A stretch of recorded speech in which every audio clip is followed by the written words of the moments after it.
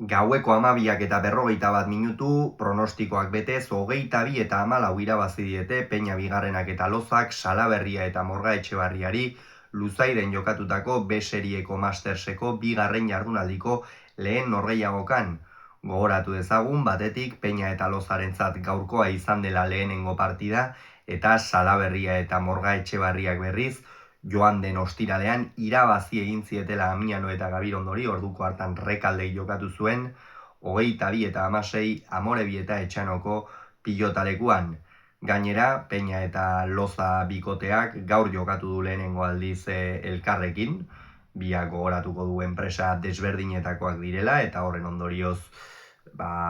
ez dutela, enpresa ezberdinetakoek ez dutela askotan abagunea izaten gainontzekoek elkarrekin jokatzeko. Gainera Peñak normalean lehen mailako torneoa jokatu egin ditu eta Loza beserieko pilotaria izaki, lehenengo aldiz elkarrekin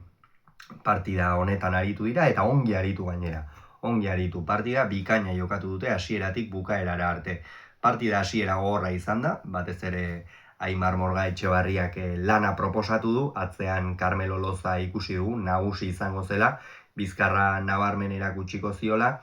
baina Aimarrek hasieran eutsi dio, baina hortikan aurrera jaun eta jabe izan dira Peña eta Loza, batez ere Carmelo Lozak erakutsi du atzean sekulako ahala.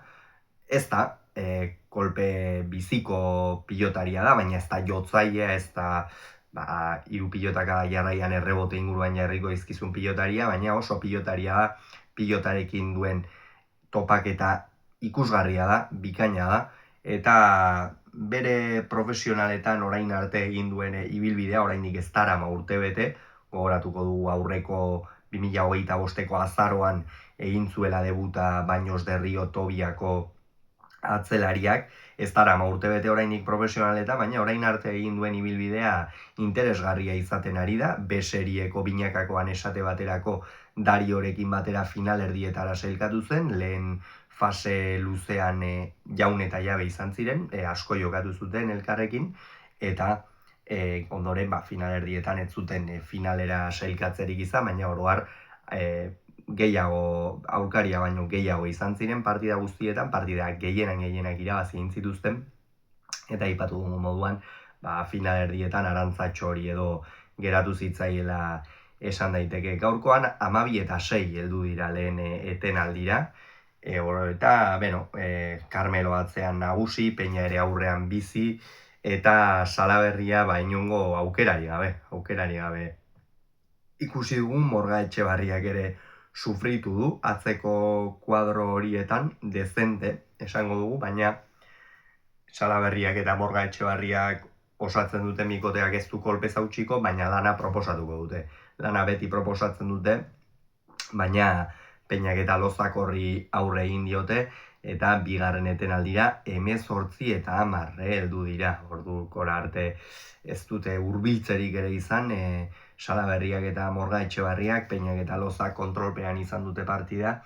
eta partida amaieran 21:12 aurretik joan dira. Lozak nik uste eskuinarekin apur bat larri amaitu duela gaurko partida, eta ikusiko dugu, izan ere ondoren aipatuko dugu, baina bihar berriro jokatu beharko dute, eta hor komeriak izan dituzte, baina aldea handia zen. Peña ere oso ongi jokatzen ari zen, konfiantzaz da Tolosarra, aurrekoan ere partida onak jokatzen ari da oro har. Joan den astean ere Carmelo Lozak bianan Unai Alberdirekin batera partida oso ona jokatu zuen, asko gustatu zitzaidan Carmelo, bereziki gustatu zitzaidan Carmelo partida hartan,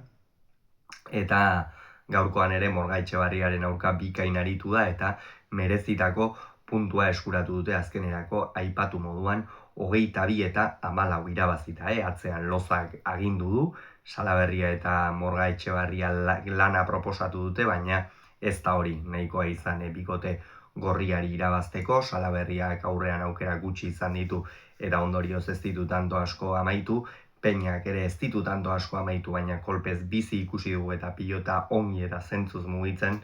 eta Honen bestez, aipatu du moduan Peña eta Lozak lehen puntua, eta honen bestez, Salaberria, Morga Etxebarria bikotearekin berdindu dute. Bihar jokatuko dute bi bikote hauek, gaur hasi da B serieko Masterseko bigarren jardunaldia, gaur bukatuko da, Laudion beste bi partida jokatu baitira, ez du emaitza horien berri, eta bihar, gaur, goizeko ordua eta baita, hasiko da hurrengo jardunaldia, eta bi bikote hauek jokatuko dute. Peñak eta Lozak, hasiera batean Peña Loza bikoteak, ikusiko duea Carmelo errekuperatzen den ala ez, Huerkanosen jokatuko du, Murua eta Eskirozen aurka, eta Salaberriak eta Morga Etxebarriak berriz, Nafarroako lurretan jarraituko dute, baina urruti xamar, Luzaidetik urruti xamar, Buñuelen jokatuko dute, kasu honetan Peio Etxeberria eta Landaren aurka, beraz, ikusiko dugu bi partida horietan zer gertatzen den, bihar gauza asko erabaki baitaitezke beserieko txapelketan. Gogoratu beraz, Peñak eta Lozak 22, Salaberriak eta Morga Etxebarriak 14, Luzaide